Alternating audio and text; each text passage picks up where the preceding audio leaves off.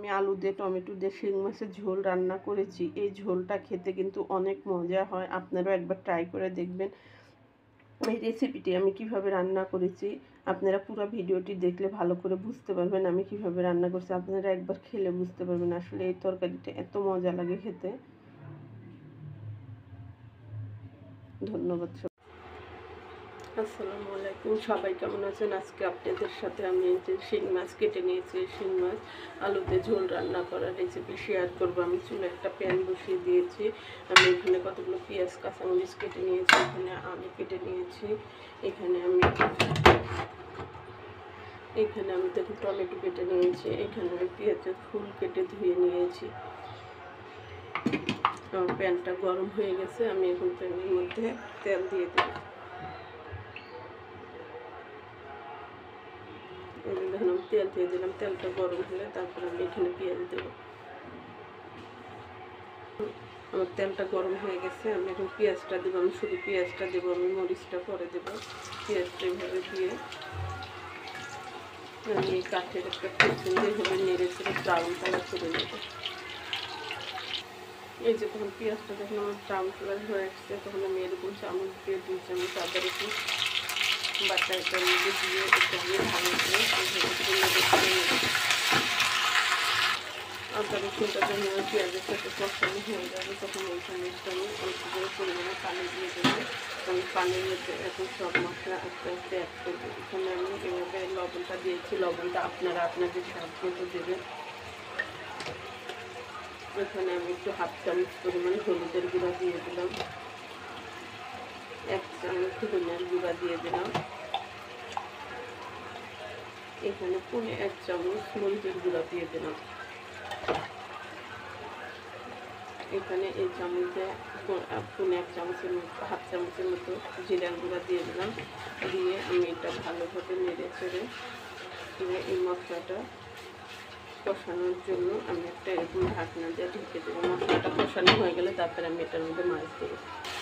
এই যে দেখুন আমি মশলাটা যখন কষানো হয়ে যাবে, তখন এখানে আমি অল্প পরিমাণে একটু পানি দিয়ে দেবো। এই পানিটা মধ্যে দিয়ে এই পানিটায় বলক আসলে আমি এখানে মাছটা দিয়ে দেবো।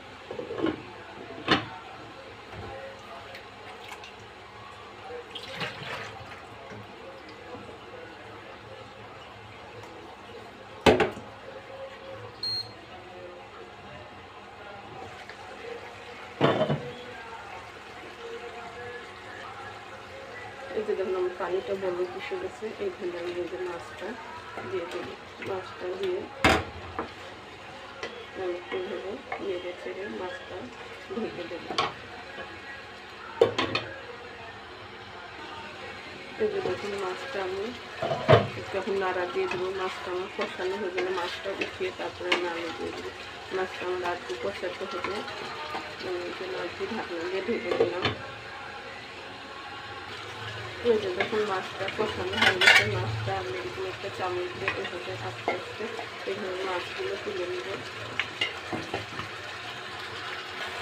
এই যে মাছগুলো তুলে নিয়েছি, মাছগুলো তুলে নেওয়ার পরে এখানে আমি এই যে আলুগুলো কেটে ধুয়ে দিয়েছিলাম, এই আলুগুলো দিয়ে দেবো। আলুগুলোর সাথে এখানে আমি পেঁয়াজের ফুল কেটে নিয়েছিলাম, এই পেঁয়াজের ফুলগুলো দিয়ে দেবো। দিয়ে আমি একটুভাবে নেড়ে চেড়ে আমি সাথে এখানে কয়েকটা কাঁচামরিচ কেটে নিয়েছি, কাঁচামরিচগুলো এখন দিয়ে দেবো। আমি কাঁচামরিচের কারণে পরে দিলাম, তাহলে কাঁচামরিচের ফ্লেভারটা সুন্দর হওয়ার পরে দেবো। আর টমেটোটা আমি আরেকটু পরে দেবো। আলুটা কষানো হলে দিয়ে আমি এভাবে নেড়ে চেড়ে ঢাকনা দিয়ে ঢেকে দেবো। আমার একটু নাড়াচাড়া হয়ে গেছে, আমি একটু এরকম করে ঢাকনা দিয়ে এভাবে ঢেকে দিয়ে দেবো। দেখুন আলুটা যখন আমাদের কষানো হয়ে যাবে, এখানে আমি এই যে টমেটো কেটে নিয়েছি, টমেটো ফুলটা দিয়ে এইভাবে একটু নেড়ে চেড়ে আর একটু কষে নেবো, নিয়ে দেবো, ঢাকনা দিয়ে ঢেকে দেবো।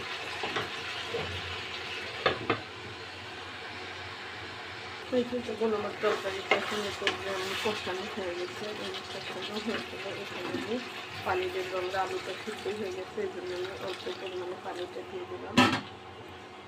আমার পানিটা বলক আসলে তারপরে আমি এটার মধ্যে মাছ দিয়ে দিলাম, আর একটু পানি দিতে হতো।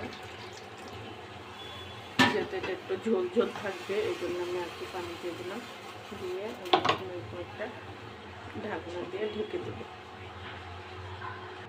এই যে দেখুন আমার তরকারিটা বলে বসে গেছে। আমি এটার মধ্যে মাছগুলো এখন এইভাবে দিয়ে দেবো, যে মাছটা হালকা একটু নেড়ে চেড়ে আমি এবার ঢেকে দেবো। আমার তরকারিটা আমি লবণটা চেক করে দেখেছি, আমার লবণটা ঠিক আছে। আপনারাও তরকারিটা লবণটা দেওয়ার সময় আমি ক্যামেরা অফ থাকা অবস্থায় লবণটা চেক করে নিয়েছি। আমি এভাবে ঢেকে দেবো, ঢেকে দেবো আর একটু বলক আসলে ভালো করে, তারপরে আমি তরকারিটা চুলাই থেকে নামিয়ে নেব। এই যে দেখুন আমার শিং মাছের তরকারিটা কত সুন্দর রান্না হয়ে গেছে, যে ঝোলটা একটু গাঢ় গাঢ় হয়ে গেছে। আপনারাও এইভাবে একবার ট্রাই করে খেয়ে দেখবেন। শিং মাছের তরকারিটা এইভাবে রান্না করলে কত মজা হয় আমার। এই যে দেখুন আমার তরকারিটা কত সুন্দর হয়ে গেছে। আপনারা ওইভাবে রান্না করে খেয়ে দেখবেন। এইভাবে তরকারিটা রান্না করলে তরকারিটা যে খেতে কত মজা হয়। আমার ছেলে মেয়েও খেতে অনেক পছন্দ করে। আমার ভিডিওটি ভালো লাগলে আমাকে একটা লাইক দিয়ে আমার চ্যানেলটি সাবস্ক্রাইব করে দেবেন।